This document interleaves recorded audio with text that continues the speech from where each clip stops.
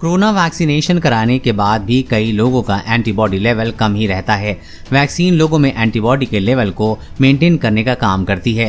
हालांकि fully vaccinated लोगों में भी कई बार एंटीबॉडी का स्तर कम ही पाया जाता है।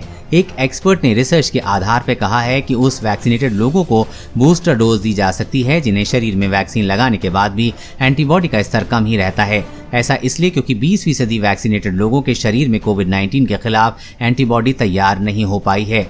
द न्यू इंडियन एक्सप्रेस की एक रिपोर्ट के मुताबिक भुवनेश्वर में एक रिसर्च यूनिट के लगभग 23% फैकल्टी सदस्यों को कोरोना वायरस के खिलाफ वैक्सीन की 2 डोज लगाई गईं।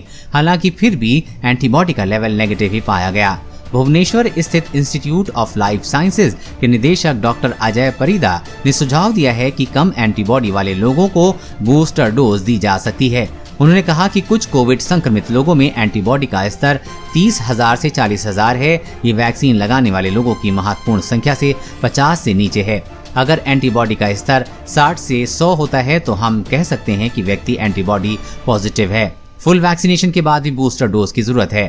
भुवनेश्वर स्थित institute Indian SARS-CoV-2 genome consortium का एक हिस्सा है जो कि देश भर में 28 प्रयोगशालाओं का एक नेटवर्क है। ये उभरते हुए वेरिएंट के लिए कोरोना वायरस के जीनोम को सीक्वेंस करने के लिए सुसज्जित है। रिपोर्ट में ये भी कहा गया है कि कई लोगों में एंटीबॉडी का स्तर 4 से 6 महीने के बाद कम होता देखा गया है जिन्हें वैक्सीन की दोनों डोज लगाई गई थी। अजय परिदा ने कहा है कि फुल वैक्सीनेशन के बावजूद कम या नेगेटिव एंटीबॉडी वाले लोगों के लिए बूस्टर डोज की आवश्यकता होती है। कोरोना वायरस और कोरोना वैक्सीन से जुड़ी हर अपडेट पाने के लिए चैनल को सब्सक्राइब करें।